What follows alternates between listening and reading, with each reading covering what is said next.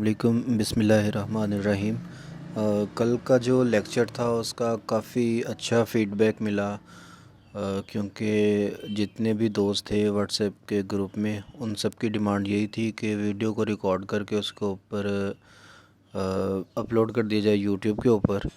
तो उम्मीद है कि जो कल का लेक्चर है वो सब ने सुना भी होगा और सब ने उनके जो इम्पोर्टेंट पॉइंट्स हैं वो नोट भी कर लिए होंगे। तो आज का जो लेक्चर है वो आपसे एक प्रॉमिस किया था कि जो एक लेक्चर है वो हमारा होगा इस्लामिक हिस्ट्री के ऊपर। और चूँकि यही दो मेरे सब्जेक्ट्स हैं कि इस्लामिक हिस्ट्री और एक एवरीडे साइंस जो है उसके मुतालिक मैंने आपको बताना है सब कुछ। तो जो आज का लेक्चर है वो एवरीडे साइंस या इसको जनरल साइंस कह लें, उसका लेक्चर 1 जो है उसमें हम स्ट्रक्चर ऑफ अर्थ जो है ना इसको हम डिस्कस करेंगे कि जो ज़मीन का स्ट्रक्चर है वो क्या है। तो उससे पहले मैं आपको एक चीज़ ये बताना चाहूँगा कि काइंडली जब भी आप लेक्चर को सुनते हैं तो इस तरह का कोई भी ऐसा मैकेनिज़्म नहीं है कि सिर्फ़ लेक्चर सुन के जो सारी चीज़ें हैं ना वो इंसान की मतलब इतनी कैपेबिलिटी तो होती नहीं है कि एक तरफ वो सारा लेक्चर सुने और एज़ इट इज़ जो सारी चीज़ें हैं वो उसके माइंड के अंदर फ़िट हो जाएं। तो काइंडली आप अपने पास पेपर और पेन जो है ना वो लेक्चर सुनते वक्त अपने पास ज़रूर रखा करें। अगर आपके पास कोई ऐसे नोट्स हैं जो आप हैंडआउट्स की शक्ल में बना रहे हैं तो उनके ऊपर आप ये जो चीज़ें हैं ये लिख लिया करें, ताकि कल को ये जो चीज़ें हैं ये आपको कोई फ़ायदा दे सकें। तो लेट्स स्टार्ट द लेक्चर। इसमें ये आपको जो पिक्चर नज़र आ रही है इसमें अगर आप देखें तो ये उसने ज़मीन का जो स्ट्रक्चर है ना उसका एक मैप सा बना के दिया हुआ है आपको। इसमें हम देखते हैं कि जो स्ट्रक्चर है अर्थ का उसकी कुछ लेयर्स होती हैं। जो सबसे नीचे वाली अर्थ की जो लेयर है उसको हम बोलते हैं इनर कोर। वैसे तो ये जो मतलब कोर है ना ये एक ही हिस्सा है, आउटर कोर और इनर कोर दोनों एक ही पार्ट है, लेकिन थोड़ा सा इनके अंदर डिफरेंस है जो आगे जाकर मैं आपको बताऊंगा। तो ये जो इनर कोर है ये एक मतलब सॉलिड बॉल की तरह होती है। इसके ऊपर आउटर कोर आती है, उसके ऊपर लोअर मेंटल और अपर मेंटल। ये भी जिस तरह इनर कोर और आउटर कोर जो होती है वो एक ही हिस्सा है, सिमिलरली लोअर मेंटल और अपर मेंटल भी ये एक्चुअली हैं मतलब मेंटली, लेकिन इनके अंदर थोड़ा सा डिफरेंस है जो आगे जाके आपको बताऊंगा। इसके ऊपर जो अपर मेंटल है बेसिकली इसके अंदर टेक्टोनिक प्लेट्स होती हैं जो ज़लज़ले में सबसे ज़्यादा जो अपना रोल है वो प्ले करती हैं। उनके अंदर मैग्नीट्यूड्स रेजेस होती हैं टेक्टोनिक प्लेट्स के अंदर, या आप उनको कह लें कि वो बनी ही मैग्नेट की होती हैं। मैग्नीट्यूड होती हैं वो जो प्लेट्स हैं। उसके ऊपर क्रस्ट है। क्रस्ट जो होता है वो दो किस्म का होता है। मतलब ये जो क्रस्ट है जिसके ऊपर हम रह रहे हैं ना ये सारा क्रस्ट है। इसको फर्दर आगे दो हिस्सों में डिवाइड किया जाता है, एक ओशनिक क्रस्ट है और एक जो क्रस्ट है वो कॉन्टिनेंटल क्रस्ट है। तो ओशनिक क्रस्ट जो है वो समुंदर वाला हिस्सा है और जो कॉन्टिनेंटल क्रस्ट है वो सारा खुश्की वाला हिस्सा है। तो ये यहाँ तक तो हम आगे अब ज़मीन से ऊपर वाला जो पोर्शन है उसको एटमॉस्फेयर भी बोलते हैं, उसको आबो हवा भी बोलते हैं, उसको फ़िज़ा भी कुछ लोग मतलब बोलते हैं। तो ये जो एटमॉस्फेयर है ना इसकी जो सब ज़मीन से सबसे जो करीब वाली लेयर होती है उसको हम ट्रोपोस्फियर बोलते हैं। बहुत बार ये पीपीएससी में क्वेश्चन आया हुआ है कि which layer is the nearest layer of atmosphere from Earth. तो ये ट्रोपोस्फियर है। इससे ऊपर चले जाएं तो स्ट्राटोस्फियर होगी, उससे ऊपर वाली जो लेयर है वो मीज़ोस्फियर होगी, उससे ऊपर वाली जो लेयर है वो थर्मोस्फियर, और जो अपर मोस्ट लेयर है वो एक्सोस्फियर है। तो चलें अब इन सारी चीज़ों को हम थोड़ा सा ब्रीफली देखते हैं कि ये चीज़ें एक्चुअली हैं क्या। तो ये जो इनर कोर है मतलब ये जो इनर कोर और आउटर कोर हैं तो ये सेम ही, लेकिन जो इनर कोर है ना ये एक सॉलिड बॉल की तरह होती है। इसके जो कंपोनेंट्स हैं ये आयरन और निकल से मिलके बनती है। इसके अलावा इसके अंदर थोड़ी सी मतलब जो सॉलिड मेटल्स हैं वो एग्जिस्ट करती हैं। इसका जो रेडियस है वो 1220 किलोमीटर है और अगर माइल्स में देखें तो ये 760 माइल्स बनता है। इसका रेडियस वो कभी कभी पीपीएससी के जो पास पेपर्स हैं उनके अंदर भी दिया हुआ है, तो इसका जो रेडियस है इनर कोर का वो कभी कभी वो पूछ लेता है।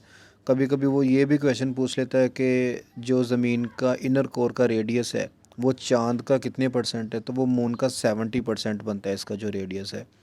तो ये चीज़ें आपने नोट कर लेनी है। इसमें दो इम्पोर्टेंट चीज़ें थी, एक तो ये कि जो इनर कोर है वो एक सॉलिड बॉल होती है और इसके जो कंपोनेंट्स हैं ये आपने लाजमी याद रखने के, ये आयरन और निकल से ये बने होते हैं और इसका जो रेडियस है वो 1220 किलोमीटर है। तो उसके बाद हमारे पास आउटर कोर आती है। ये एक गाढ़ा स्याह किस्म का ना एक मादा होता है, ये जो आउटर कोर है। तो इसमें मैंने जो आपको डिफरेंस बताना था इनर कोर और आउटर कोर में, वो यही था कि जो इनर कोर है वो बिल्कुल ही सॉलिड होती तो ये भी बहुत ज़्यादा सॉलिड है, लेकिन ये मतलब उससे ज़्यादा थिकिश होती है। थिकिश से मुराद ये कि इसकी जो थिकनेस है ना वो तकरीबन 2300 किलोमीटर होती है। यानी कि अगर इसको 2300 किलोमीटर खोदेंगे तो फिर जो इनर कोर है ना उसकी सरफेस तक हम पहुंच पाएंगे। तो इसके जो कंपोनेंट्स हैं वो भी आयरन और निकल ही होते हैं।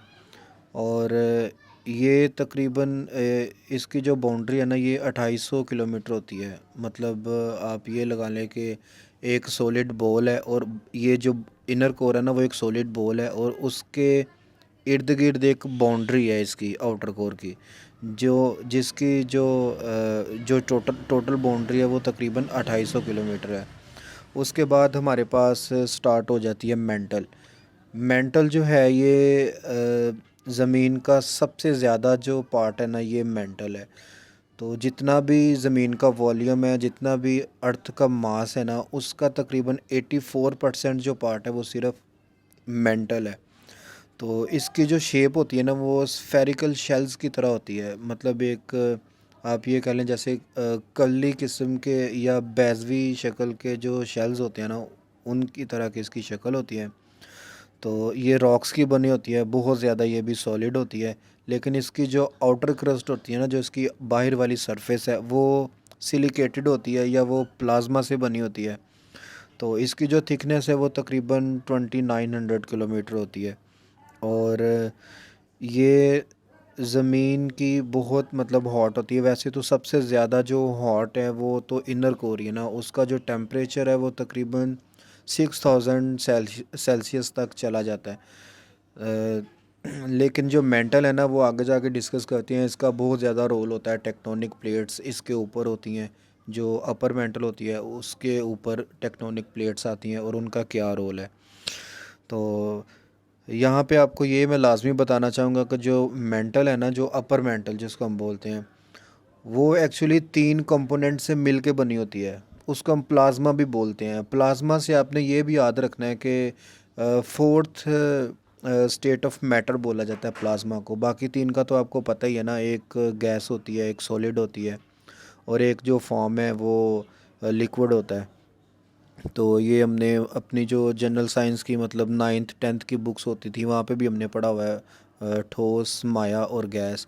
तो ये तो वो वाले 3 हैं फॉर्म्स। एक लेकिन एक फोर्थ मैटर आता है, इसको बोलते हैं प्लाज्मा। तो जो प्लाज्मा है ना वो 3 चीज़ों से मिलकर बना होता है। इसको हम लैम्प भी बोलते हैं, इसका एक शॉर्टकट बनाया हुआ है लैम्प। तो जो लैम्प है वो एक्चुअली है क्या, एल से लिथोस्फीयर बनता है, ए से एजिथोस्फीयर है और एम के साथ मीजोस्फीयर है।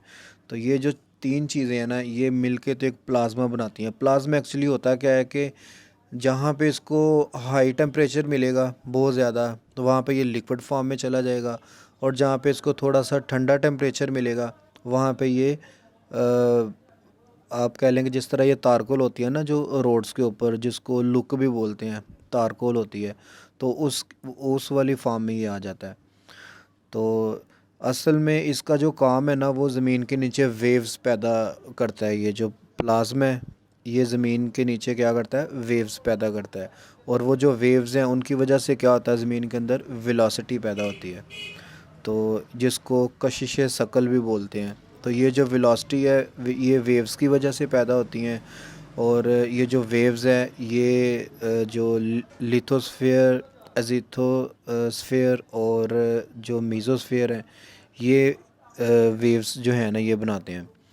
तो यहाँ पे ये चीज़ लाजमी मैं आपके साथ डिस्कस करना चाहूँगा कि प्लाज्मा जो होता है उसकी वजह से जो टेक्टोनिक प्लेट्स हैं वो मूव होती हैं। वो कैसे मूव होती हैं कि जब प्लाज्मा किसी ऐसी जगह पे टेक्टोनिक प्लेट्स जो हैं ये ज़मीन के अंदर राइट टू लेफ़्ट भी मूव कर रही होती हैं, लेफ़्ट टू राइट भी मूव कर रही होती हैं। तो कुछ जो टेक्टोनिक प्लेट्स हैं वो बहुत बहुत बड़ी होती हैं, कुछ जो टेक्टोनिक प्लेट्स हैं वो बहुत ज़्यादा छोटी होती हैं। किसी टेक्टोनिक प्लेट्स के अंदर जो मैग्नीट्यूड्स हैं वो बहुत ज़्यादा होते हैं, किसी टेक्टोनिक प्लेट्स के अंदर जो मैग्नीट्यूड्स हैं वो बहुत कम होते हैं।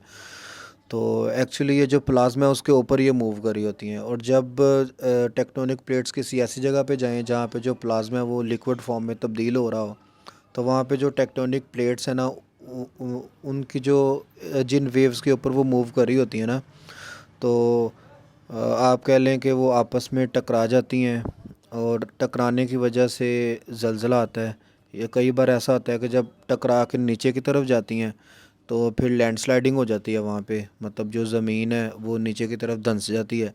और जहाँ पे टेक्टोनिक प्लेट्स टकरा के ऊपर की तरफ आती हैं तो वहाँ से जो ज़मीन है वो फट जाती है और वॉल्कानोज़ जो हैं वो निकल आते हैं। तो इससे आगे चलते हैं तो सबसे ऊपर वाली जो लेयर है जिसके ऊपर हम रह रहे हैं उसको हम क्रस्ट बोलते हैं। क्रस्ट आ जाता है, जो क्रस्ट है इसको आपको बताया कि दो हिस्सों में डिवाइड किया जाता है। तो ये जिस जगह पे हम रह रहे हैं नहीं, ये पूरी जो अर्थ का स्ट्रक्चर है उसके वॉल्यूम का 1% है जस्ट। तो जो क्रस्ट है उसको दो हिस्सों में डिवाइड किया जाता है। एक जो क्रस्ट है उसको हम बोलते हैं ओशनिक, और एक जो क्रस्ट है उसको हम बोलते हैं कॉन्टिनेंटल क्रस्ट। तो जो ओशनिक क्रस्ट है ये ज़मीन का 70% हिस्सा है और जो कॉन्टिनेंटल क्रस्ट है ये ज़मीन का 30% हिस्सा है। उसके बाद ओशनिक क्रस्ट को हम फर्दर अगर डिस्कस करें तो ये थोड़ी सी थिनर होती है। मतलब ये जो कॉन्टिनेंटल क्रस्ट है इसके ऊपर आपको पता है कि पहाड़ भी होते हैं, इसके ऊपर दरख्त भी होते हैं, इसके ऊपर और भी चीज़ें होती हैं। लेकिन जो ओशनिक क्रस्ट है उसके अंदर सिर्फ पानी ही पानी होता है, इसलिए ये थिनर होता है। पीपीएससी में क्वेश्चन आ जाता होता है ये भी कि ओशनिक क्रस्ट थिनर है या जो कॉन्टिनेंटल क्रस्ट है वो थिनर है। तो जो ओशनिक क्रस्ट है ये थिनर है। तो इसकी जो थिकनेस है ना वो आप लगा लें कि 5 से 10 किलोमीटर तकरीबन होती है। लेकिन ये जो मरियाना ट्रेंच है चूँकि ये 0.000% भी नहीं बनता है इसका टोटल। तो बेसिकली ये जो मरियाना ट्रेंच है ये अर्थ का सबसे डीपेस्ट पॉइंट है और ये पैसिफिक ओशन में आती है मरियाना ट्रेंच। और यहाँ पे आपने ये भी याद रखना है कि इसकी जो डेप्थ है वो तकरीबन 11,034 मीटर है, माउंट एवरेस्ट से ज़्यादा है। मतलब अगर माउंट एवरेस्ट को मरियाना ट्रेंच में फेंक दिया जाए तो फिर भी कोई तकरीबन 200 मीटर्स जो है ना वो अ, पानी के अंदर मतलब डूब जाएगी, फिर भी 200 मीटर्स जो है ना वो पानी माउंट एवरेस्ट के ऊपर ही होगा। तो उसके बाद कॉन्टिनेंटल जो क्रस्ट है ये जो खुश्की है ना ये 30% है और जो पानी है वो 70% है। तो जो कॉन्टिनेंटल क्रस्ट है इसके बारे में आपने ये याद रखना है कि ये तकरीबन 7 से लेके तो 10 किलोमीटर तक इसकी थिकनेस है। और इसका जो हाईएस्ट पॉइंट है वो आपको पता ही है माउंट एवरेस्ट है। माउंट एवरेस्ट नेपाल के अंदर आती है और इसका जो पहाड़ी सिलसिला है वो हिमालय है। और इसकी जो हाइट है वो 8,848 मीटर है। तो उसके बाद पीपीएससी में ये क्वेश्चन आ जाते हैं कि what is the most abundant element of the earth. तो यहाँ पे आपने ये याद रखना है कि अगर तो वो मोस्ट अबंडेंट गैस पूछ ले तो फिर ऑक्सीजन है। जो ऑक्सीजन है वो 46% होती है। तो सिलिकॉन यहाँ पे उसने लिखा हुआ है कि 28% है, लेकिन सिलिकॉन जो है ना ये मेटल नहीं कंसीडर होगा, इसलिए कि ये प्लाज्मा टाइप होती है, ये ठोस नहीं होता। तो इसलिए अगर वो ये पूछ ले कि most abundant metal of the earth तो वो एलुमिनियम है। एलुमिनियम जो है ये तकरीबन 8.3% होता है। सेकंड अबंडेंट अगर पूछ ले तो वो आयरन होता है। तो उसके बाद कैल्शियम आता है, सोडियम आता है, मैग्नीशियम आता है, पोटाशियम और टाइटेनियम। चूँकि ये जो टाइटेनियम है ये 1% से नीचे चला जाता है, तो इसलिए अगर कभी ये क्वेश्चन आ जाए कि what is the lowest abundant metal of the earth, तो वो पोटाशियम है जो कि सिर्फ 2% है। उसके बाद ज़मीन से ऊपर चलते हैं तो हमारे पास एटमॉस्फेयर है। एटमॉस्फेयर की टोटल 5 लेयर्स होती हैं। ज़मीन से जो करीबतर होती है वो ट्रोपोस्फेयर है, उसके बाद स्ट्राटोस्फेयर आती है, फिर मीज़ोस्फेयर है, फिर थर्मोस्फेयर है और उसके बाद एक्सोस्फेयर है। तो इनको अगर हम ब्रीफली थोड़ा सा डिस्कस करें तो सबसे पहले जो लेयर आती है वो ट्रोपोस्फेयर है। ट्रोपोस्फेयर के बारे में आपने ये भी याद रखना है कि पीपीएससी में ये क्वेश्चन काफ़ी बार आया हुआ है कि जो एरोप्लेन्स हैं वो किस लेयर में फ़्लाई करते हैं, तो वो ट्रोपोस्फेयर में फ़्लाई करते हैं जो एरोप्लेन्स हैं। उसकी रीज़न ये है कि ये ज़मीन से करीबतर होती है और यहाँ का जो टेम्परेचर है वो सपोर्टेड होता है ह्यूमन लाइफ के लिए। तो इसलिए जो ट्रोपोस्फेयर है इसके अंदर ही जो जहाज़ है वो फ़्लाई करता है। इसके बारे में 3-4 चीज़ें आपने याद रखनी है कि एक तो ये नियरेस्ट है ज़मीन के, उसके अलावा जो वेदर है उसके ऊपर सबसे ज़्यादा जो इम्पेक्ट है वो इसका होता है, ट्रोपोस्फेयर का। और एटमॉस्फेयर का जो टोटल मास है ना उसका 75% जो है ना ये ट्रोपोस्फेयर ही होती है। तो इसके अलावा इसके अंदर जो कंपोनेंट्स हैं उसके अंदर 99% जो कंपोनेंट्स हैं वो तो पानी और वेपर्स मतलब ये जो जिनको हम आबी बुखारात बोलते हैं ये होते हैं, बादल वगैरह। और 1% जो है वो फोग है, डस्ट है, स्मोक है, आजकल स्मोक भी है। और इसके अलावा जो स्टीम्स वगैरह मतलब ये जो गाड़ियों का धुआं और इस तरह की जो चीज़ें हैं जो फैक्ट्रियों से धुआं वगैरह निकलता है वो सारी जो स्टीम होती है वो इसका हिस्सा है। और इसकी जो थिकनेस है अबव सी लेवल ये तकरीबन आप कह लें कि जो क्रस्ट है ना मतलब खुश्की वाला जो हिस्सा है सतह समंदर से तकरीबन 7 किलोमीटर ऊपर जाके स्टार्ट हो जाती है और 20 किलोमीटर तक जाके ये एंड हो जाती है। तो उसके बाद हमारे पास आता है स्ट्राटोस्फेयर। तो ये एटमॉस्फेयर की सेकंड मेजर लेयर है, ये 20% है टोटल मास की। जो हमारे पास थी ट्रोपोस्फेयर वो आपको पता है कि 75% थी और ये 20% है। और एक्चुअली ये कंट्रास्ट होता है ट्रोपोस्फेयर का। जो ट्रोपोस्फेयर है ना उसकी जो सबसे नीचे वाली लेयर होगी वो थोड़ी गर्म होगी। जैसे ही हम ऊपर की तरफ जाएंगे, जैसे मतलब मैदानी इलाके हैं ये थोड़े गर्म होते हैं और जैसे ही आप थोड़े पहाड़ी इलाकों की तरफ जाते हैं तो वहाँ पे जो मौसम है वो ठंडा भी हो जाता है, बर्फ़बारी भी मिलती है।